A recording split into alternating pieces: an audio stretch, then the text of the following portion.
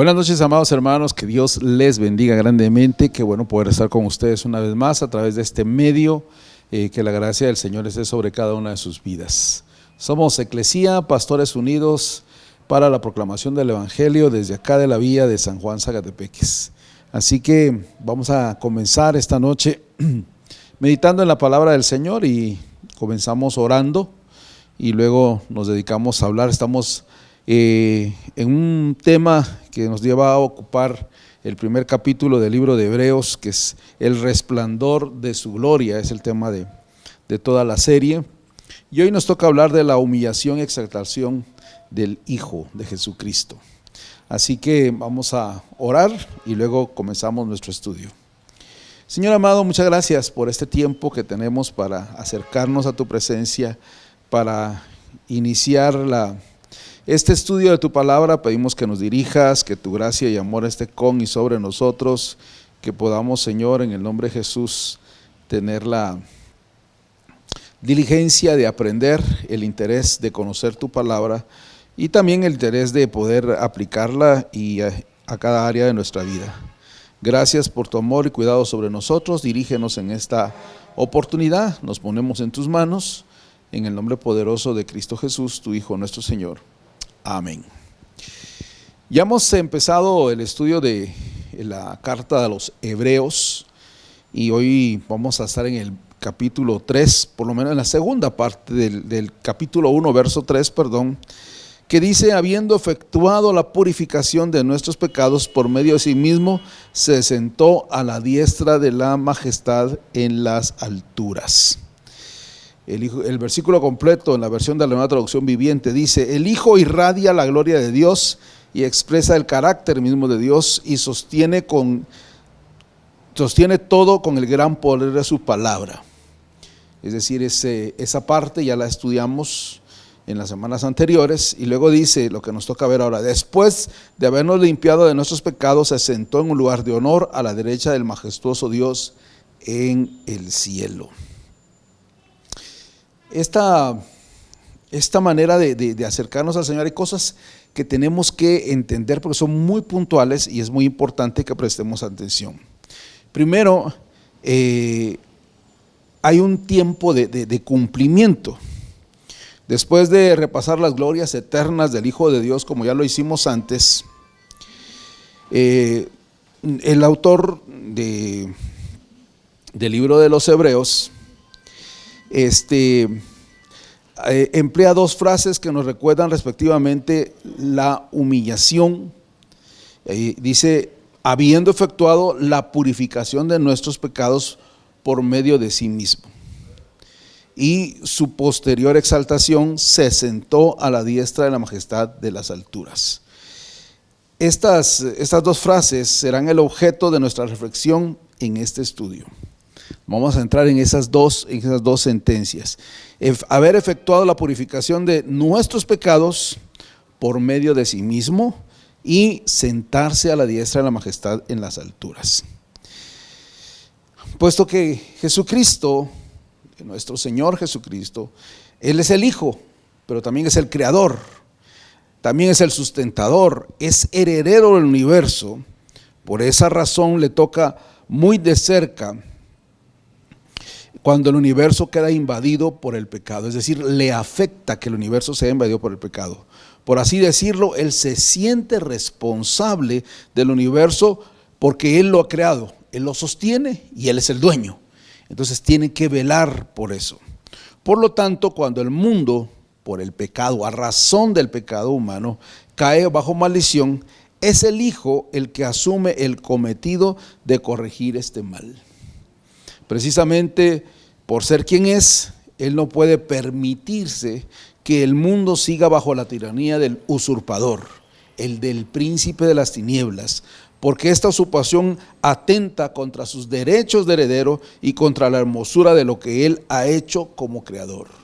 Por eso la intervención constante, por eso la disposición de hacer todo lo necesario, porque Él ama lo que ha creado, Él se preocupa por lo que ha creado y Él le cuida lo que ha creado. Puesto que los daños de la caída, tanto en el hombre como en la naturaleza, son tan serios, solo Solo Él mismo como creador puede intervenir para repararlos. Durante largos periodos de la historia humana, Dios fue preparando el mundo para la intervención del Hijo. Así comienza el libro de Hebreos, habiendo hablado de muchas maneras, ¿verdad? Lo hizo mediante la formación y la separación de un pueblo escogido para sí mismo. Es decir, el hecho de haber escogido a Israel entre todas las naciones, ese anticipa la elección de Dios ahora de su pueblo, el pueblo que ahora lo representa la iglesia. Lo hizo mediante en la caminata en el desierto, que iba mostrando eventos redentores, y posteriormente en la tierra prometida. Dios enseñó a su pueblo acerca de la obra redentora del Hijo. Siempre ha habido en toda la línea histórica del universo, ha habido momentos en que Dios interviene, pero son momentos redentores en el que Dios interviene. Eso anticipa o anticipó en el pasado la obra redentora de su Hijo, de Jesucristo. Les enseñó cómo había de realizarse y a qué precio. Lo hizo por medio de las ilustraciones gráficas. En ese momento no estaba Jesús en escena, pero habían ilustraciones gráficas que anticipaban. Eran ilustraciones fáciles de comprender. Es por eso que el Antiguo Testamento nos narra, por ejemplo, la creación del tabernáculo en el desierto, con sus ritos, sus utensilios, sus muebles, ceremonias, liturgias y sacerdotes. Todo anticipaba o todo apuntaba desde el inicio hacia Jesucristo. Siempre lo hizo. Naturalmente, en esas que le he mencionado, son solo ilustraciones. Y en sí, esas cosas, esos objetos, no podían solucionar el problema de nuestro mundo, este mundo arruinado, ni pueden salvar del estado pecaminoso de la humanidad. Más bien anticipan en una manera simbólica aquella intervención divina por la cual Dios verdaderamente salvaría a su pueblo y comenzaría la restauración del mundo. Esto no quiere decir que no hubo salvación para los creyentes o aquellos que creyeron en las promesas de Dios en el pasado. Claro que había salvación. El Señor Jesús no había venido en carne, pero su salvación fue obrada. No precisamente por los símbolos, sino a virtud de la obra de aquel que vino para dar cumplimiento a esos símbolos. Por eso hay una manifestación futura de toda esa gloria de Dios, como lo vamos a ver más adelante. Así que a lo largo de muchas generaciones Dios preparó el terreno para la venida de su Hijo. Y cuando vino el cumplimiento del tiempo, cuando llegó el momento oportuno, el final del periodo de los judíos llamado este siglo, Dios envió a su Hijo, a fin de que los símbolos se hicieran realidad y los prototipos se cumplieran. El Hijo tomó forma humana a fin de salvar al mundo que Él había creado. Gálatas 4:4 dice: sin embargo, cuando se cumplió el tiempo establecido, Dios envió a su Hijo, nacido de una mujer, sujeto a la ley. El Señor lo envió. Puesto que fue por causa del pecado humano, por lo cual el mundo se había estropeado, Él vino con la finalidad explícita. El propósito ese propósito de la primera venida del Señor fue salvar al mundo, salvar a su pueblo de sus pecados, ¿verdad? Es el verdadero Cordero de Dios que por el sacrificio en la cruz del Calvario quita el pecado del mundo. Todo el significado de la encarnación y pasión de Jesucristo se encuentra condensado en una pequeña frase, tan pequeña, que dice: Él efectuó la purificación de nuestros pecados por medio de sí mismo. Corta. Famoso autor académico Trenchard dice: nunca se ha expresado un hecho tan sublime en tan pocas palabras. Él usa la frase en tanta economía de palabras. Él obró por decisión propia, decisión de Él mismo, dándose Él mismo para que nosotros pudiéramos ser salvados. Entonces hablemos un momento de esa purificación de pecados. ¿De qué se trata? ¿Por qué vino entonces Jesús a la tierra en su primera venida? No fue para ejercer juicio. Si bien es cierto que el mundo es juzgado por cómo responde ante la venida de Jesús, y por lo tanto esta sienta las bases del juicio, como lo anticipa Juan capítulo 3 verso 18, cuando dice: no hay condenación para todo el que cree en Él, pero todo el que cree en Él ya ha sido condenado por no haber creído en el unigénito Hijo de Dios. Él no vino para juzgar al mundo, sino para salvarlo. Eso lo dice la palabra del Señor. San Juan 12:47 dice: no voy a juzgar a los que me oyen, pero no me obedecen, porque no he venido para salvar al mundo, y no para juzgarlo. Él vino en ese momento para salvar, no vino a juzgar. En ese momento no vino a juzgar. Tampoco vino la primera vez para establecer su trono de manera visible y pública. Si bien es cierto que pudo concluir aquella primera venida diciendo a sus discípulos que toda potestad le ha sido dada en los cielos y la tierra, como dice Mateo 28:18, no fue ese el propósito para el que vino, porque no apareció de una manera física. Tampoco vino primordialmente para darnos ejemplo de cómo hemos de vivir, sino para dejarnos una enseñanza ética. Si bien es cierto que nos dejó enseñanza y su ejemplo, ni siquiera vino con la intención principal de revelarnos el carácter de Dios, aunque es cierto que, como hemos visto, que Él es el resplandor de la gloria de Dios y la imagen misma de su esencia, por lo cual Jesucristo, Dios, se nos hace visible. Pero no fue esa la principal intención. La primera intención de la venida de Jesús, de la primera venida de Jesús a esta tierra, fue para efectuar la purificación de nuestros pecados por medio de sí mismo. Básicamente, la primera venida es porque el mundo estaba corrompido, estaba totalmente sucio, estaba totalmente perdido, no había manera de salvarlos, los sacrificios de animales no fueron suficientes para hacer conciencia en la humanidad, y tuvo que venir Jesús personalmente, dándose a sí mismo, poniéndose a sí mismo como el medio de redención. Él vino, su primera venida fue esencialmente para purificar nuestros pecados por medio de sí mismo. De ahí parten muchas cosas, de ahí vienen otras enseñanzas, pero la venida de Él es que nada de lo que se enseña después tiene sentido sin la purificación de pecados. Es decir, si no tenemos a Cristo en el corazón, si Él no es nuestro Señor, si no reconocemos nuestra pecaminosidad y entregamos nuestra vida a Dios, ninguna otra cosa tiene sentido. Usted puede dar ofrendas, puede contribuir, puede apoyar, puede hacer buenas obras, pero si Jesús no es el centro de su vida, entonces nada de lo que haga tiene sentido o propósito, porque no se logra nada más que el reconocimiento humano. Pero algo que trascienda la eternidad no tiene efecto. Esta frase de que Él vino y se dio a sí mismo para purificar nuestros pecados nos remite claramente a la cruz de Cristo y a la expiación de pecados que Él efectuó en ella. Allí, en la cruz, Jesús se ofreció a sí mismo como sacrificio por nuestros pecados. Nosotros merecíamos morir. Estábamos bajo la ira de Dios. El veredicto en contra de nuestros pecados era claro: el alma que pecare morirá, y nosotros hemos pecado.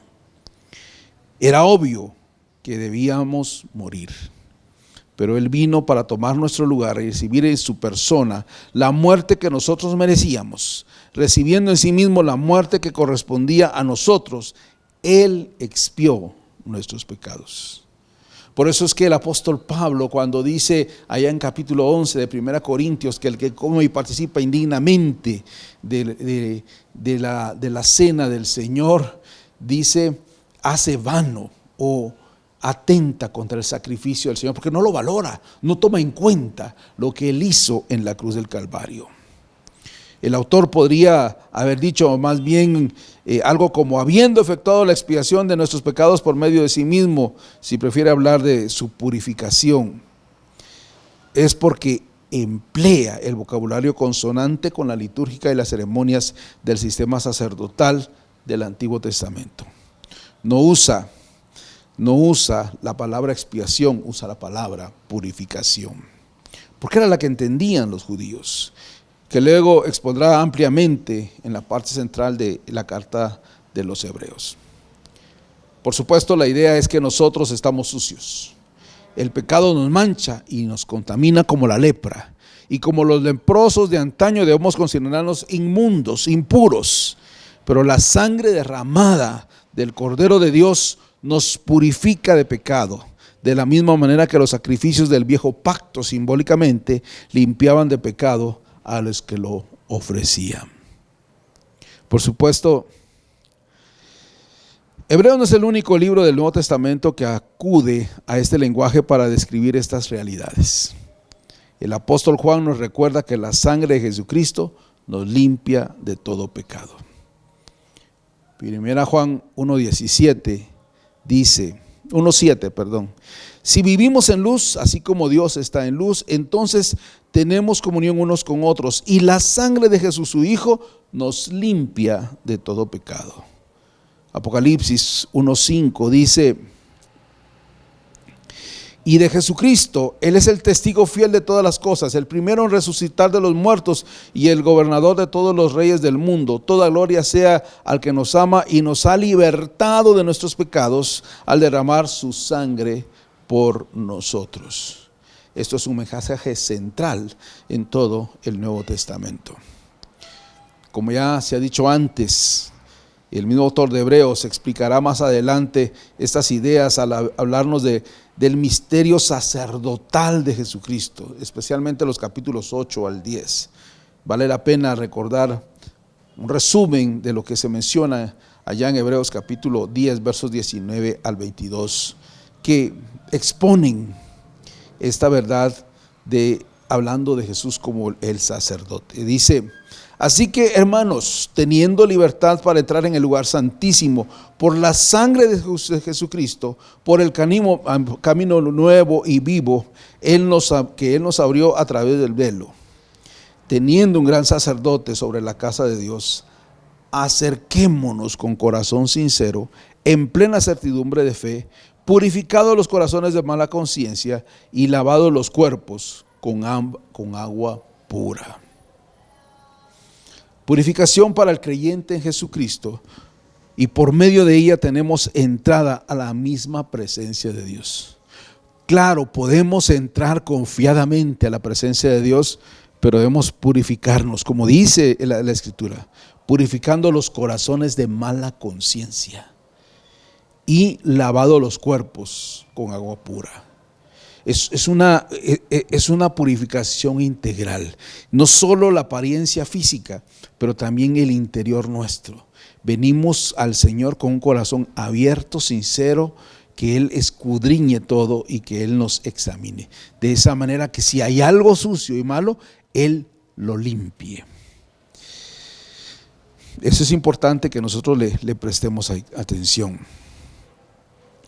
Hay purificación para el creyente de Jesucristo. Por medio de ella tenemos la entrada en la misma presencia de Dios a través del camino que Jesucristo ha forjado para nosotros con su muerte. Aquel que refleja plenamente la gloria de Dios es aquel que limpia plenamente al hombre pecador para que éste pueda volver a reflejar aquella gloria en cuya imagen fue creado inicialmente. Porque a imagen y semejanza de Dios el hombre fue creado. La segunda parte de esta frase, habiendo efectuado la purificación de nuestros pecados, y luego dice, por medio de sí mismo. Esta frase anticipa un énfasis que vamos a encontrar a lo largo de Hebreos. Vamos a poner unos ejemplos sacados del capítulo 9. Y dice, por ejemplo, el verso 12, no por sangre de machos cabríos ni de becerros, sino por su propia sangre, la sangre de Cristo. Entró una vez para siempre en el lugar santísimo, habiendo obtenido eterna redención. Por eso la salvación nuestra no es para descuidarla, la salvación nuestra no es para desestimarla, la salvación nuestra es para enfocarnos en aquel que nos redimió y vivir de acuerdo a su voluntad. porque Él nos ha dado salvación eterna. No es momentánea, no es de una circunstancia, no es de una enfermedad, es por la eternidad. En el verso 14, el capítulo 9 de Hebreos, dice: la sangre de Cristo, el cual mediante el Espíritu eterno se ofreció a sí mismo sin mancha a Dios, limpia vuestras conciencias. Es por su sangre que nosotros podemos ser limpiados. El verso 26 dice: y ahora en la consumación de los siglos se presentó una vez para siempre por el sacrificio de sí mismo para quitar de en medio el pecado. El poder maravilloso de la sangre de Cristo es más que suficiente para que nosotros tengamos acceso a la presencia del Señor y obtengamos su amor, su gracia y su cuidado. El énfasis del texto es que había solo una víctima adecuada, Jesucristo, quien efectuó la purificación por medio de sí mismo, ofreciéndose a sí mismo en sacrificio, derramando su propia sangre. Cristo vino para redimir a una humanidad caída. Cae por su propio peso, que esta humanidad no puede ofrecerse a sí misma. No hay nada en esta humanidad que pueda compararse a la sangre de Cristo, que tenga siquiera un cercano valor a lo que esa sangre significó y significa por la eternidad. Era un sacrificio válido para la redención. Solo la sangre de Cristo era la que calificaba. Ninguna otra cosa en el universo podía asemejarse a eso, o parecerse a eso, o acercarse al precio que nuestro Señor Jesús pagó en la cruz. Tiene que ser el Hijo mismo el que determine y realice la ceremonia, el que es a la vez el sacerdote y la víctima, el que ofrece el sacrificio y el que constituye en sí mismo el sacrificio. Para algo tan trascendente no valían sustitutos animales ni ceremonias fastuosas. Ya decíamos en otra ocasión, mucha gente se deja deslumbrar por las formas religiosas visuales. Nos impresiona más la apariencia o la opulencia o lo complicado o lo solemne o lo ceremonialmente solemne que parezca algo. No nos impresiona, o no queremos, o no nos permitimos ser impresionados por la ejecución romana. La gloria del sacrificio de Jesucristo es el factor determinante de su eficacia. No es la forma de la ceremonia, sino el carácter de la víctima. No es que haya sido en una cruz, sino quién fue en esa cruz. No es que haya sido el imperio romano el que lo crucificó, sino a quién crucificaron. No es que haya sido el Sanedrín, los religiosos, los que confabularon y diseñaron la ejecución de Jesucristo. Es quién es Jesucristo. Jesucristo es el que le da valencia. La cruz sin Jesús no tiene ningún sentido, ningún valor. De Jesucristo, desde Jesucristo para acá, la cruz toma un sentido diferente, sagrado, porque nos hace recordar el precio que se pagó para nuestra redención. Siendo quien es Jesús, quien es el Hijo hasta como nuestro Redentor, su obra es plenamente eficaz. Él mismo la realizó. Lo maravilloso de esta pequeña frase es que el Hijo verdaderamente ha logrado nuestra purificación. Él lo logró. No volvió a la diestra de Dios hasta no haber acabado la obra que se había propuesto. Pudo exclamar en la cruz: consumado es. Y anteriormente había afirmado: he acabado la obra que me diste, que me dijiste que hiciese, como dice en San Juan 17:4. Su sacrificio fue completo, perfecto, definitivo y absolutamente eficaz. Él efectuó la purificación de nuestros pecados. Es cierto que aún vivimos rodeados de un mundo caído. Es cierto que el pecado está aún presente en nuestras propias vidas. A veces sufrimos la tentación de preguntarnos: ¿dónde están los plenos beneficios de la muerte de nuestro Señor Jesucristo? Todavía no se ha revelado que Él sea el heredero y Señor del universo, ni se ha manifestado la restauración plena que Él ganó en la cruz. Solo vemos a Jesucristo crucificado, resucitado y ascendido en los cielos. Creemos que de hecho por su muerte ha despojado a la potestad del mal, ha vencido al tirano, ha rescatado a todos aquellos que creen en Él y ha empezado un proceso de restauración en sus vidas a su propia imagen. Que ese es el proceso que vivimos. El caminar cristiano es precisamente ese proceso de restauración, de salir del mundo de pecado y prepararnos para una eternidad con Jesús.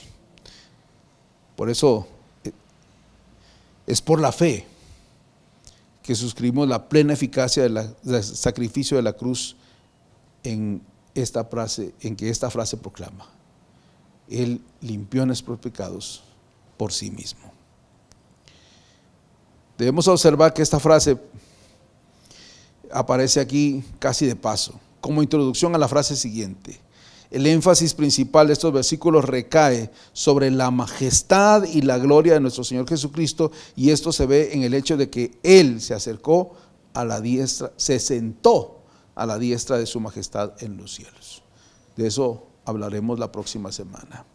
Naturalmente, puesto que ella obra, por ella obtenemos una purificación perfecta por el sacrificio de Jesús. El centro de nuestra atención suele ser la cruz de Cristo, pero recordemos que precisamente para los judíos la cruz era el escándalo, no era algo glorioso, la piedra de tropiezo. Ellos esperaban a un rey vencedor, no un salvador vencido. Bien dice implícitamente nuestra frase en cuanto a la salvación: la cruz es absolutamente central, pero en cuanto a la persona de Jesucristo, su humillación es un paréntesis. Él mismo abre con respecto a su posición eterna, con el propósito de realizar nuestra salvación. Oiga bien esto: no es su condición permanente estar clavado en la cruz. Si bien la cruz tiene valor eterno, eternamente el Hijo está en el seno del Padre, glorificado a la diestra de la majestad en las alturas. Ese es el lugar de Cristo. Y le hizo un paréntesis para que usted y yo podamos ser salvos, purificándonos por su muerte en la cruz, porque Él mismo quiso. Entonces todos nosotros tenemos un concepto parcial y finalmente erróneo de la gloria de su persona si solo lo conocemos en su humillación y no en su exaltación. Nosotros vemos en la historia a un hombre maltratado y humillado, pero Él es el Hijo eterno de Dios. Vemos al Cordero, pero resulta que el Cordero es el león, como dice Apocalipsis 5:5. Pero uno de los 24 ancianos me dijo: deja de llorar, mira, el león de la tribu de Judá, el heredero del trono de David, ha ganado la victoria. Él es digno de abrir el rollo y sus 7 sellos. Apocalipsis lo exalta. El verso 6 de Apocalipsis dice: entonces vi un cordero que parecía que había sido sacrificado, pero que ahora estaba de pie ante el trono y los 4 seres vivientes, y en medio de los 24 ancianos tenía 7 cuernos y 7 ojos, que representan los 7 aspectos del Espíritu de Dios, el cual está enviando a todas partes de la tierra. Ese es el Jesús que nosotros debemos ver, no solo el de la cruz. La cruz es necesaria para nuestra purificación. Ver la cruz es ver nuestra humanidad, nuestro pecado y la necesidad de nuestra salvación. Ver a Cristo glorificado es la esperanza futura de lo que Él ya hizo, la causa por la que Él murió y lo que vale la pena que vivamos para disfrutar y encontrarnos en esa gloria eterna pronto. Vemos a Jesús, como dice aquí en Hebreos capítulo 2, verso 9, hecho menor que los ángeles a causa del padecimiento de su muerte. Pero la gran realidad detrás de esa humillación es que Él es el Hijo eterno de Dios, coronada de gloria y de honra. La humillación y la pasión de nuestro Señor Jesucristo constituyen un espacio temporal insertado dentro de la realidad eterna de su persona. Un espacio necesario, porque sin Él aún estaríamos en nuestros pecados. Cuando empezamos a ver la humillación de Jesucristo dentro de su perspectiva eterna, cuando entendemos su propósito glorioso, cuando contemplamos la pasión a la luz del carácter real de aquel que lo sufrió, entonces la cruz ya no es motivo de vergüenza para el creyente. Es un recordatorio de dónde Dios nos sacó y una esperanza de hacia dónde Dios nos está llevando. El gran predicador escocés John Brown dice esto que quiero leerle para concluir en esta mañana. La mente iluminada contempla la escena de la más profunda humillación del Salvador como la revelación del despliegue más brillante de su gloria. La omnipotencia, la sabiduría infinita, la santidad inmaculada, la justicia inflexible, la compasión inconcebible de Dios nunca brillaron con mayor relumbre que en aquel que es el resplandor de su gloria y la imagen misma de su sustancia, cuando hizo expiación en sí mismo por los pecados de este pueblo. Es una imagen maravillosa. Pero recuerde esto en esta noche. Lo que le pido que recuerde es, la cruz nos recuerda nuestra condición de pecado y que era nuestro destino, esa muerte que Jesús pasó en la cruz, ese era nuestro destino primario. Cuando venimos a Cristo, esa cruz cambia de ese destino de condenación a un destino de esperanza gloriosa que la tenemos en Cristo Jesús, que Él nos abrió. Él, sí es cierto, murió, sí es cierto, fue crucificado, sí es cierto, fue sepultado, pero se levantó al tercer día y ahora está sentado a la diestra del Dios Padre de una forma majestuosa en las alturas. Y esa esperanza es el camino que nosotros debemos, la dirección que ahora nosotros debemos de tener en el rumbo de nuestra vida. Le invito a reflexionar en esto. Dios no quiere que usted siga en una condición de pecado. Él vino para cambiar nuestra vida y guiarnos hacia un nuevo destino. Espero que usted reflexione sobre esto que hemos comentado esta noche. Y le invitamos a seguir escuchando estos mensajes que seguramente van a edificar su vida y le van a dar un mensaje de esperanza, porque el sufrimiento y la muerte no es el final. Hay una esperanza de gloria en Cristo Jesús. Acompáñeme en esta oración. Dios eterno, Señor amado, gracias por tu amor y cuidado con nosotros. Señor, no hay palabras que podamos usar que expresen completamente nuestro agradecimiento por lo que Jesús, tu Hijo, nuestro Señor, hizo en la cruz del Calvario para purificar nuestras vidas. Y Señor, ayúdanos a verlo no crucificado, sino glorificado. Ayúdanos a reconocerlo como nuestro Salvador, pero a vivir con Él como nuestro Señor, siguiendo y viviendo de acuerdo a su palabra. Lo que Él espera de nosotros, eso queremos hacer. Bendice a tu pueblo, a tus hijos que han estado en esta transmisión. Bendice sus vidas, que esta palabra les ayude a pensar y reflexionar, que ellos puedan tener de tu gracia, de tu amor y de tu cuidado. Gracias porque eres un Dios bueno y maravilloso, con y sobre todos nosotros. Gracias por la bendición de ser tus hijos. Ayúdanos en todo momento. Bendice donde hay necesidad, Señor, hay una enfermedad, hay un problema que resolver.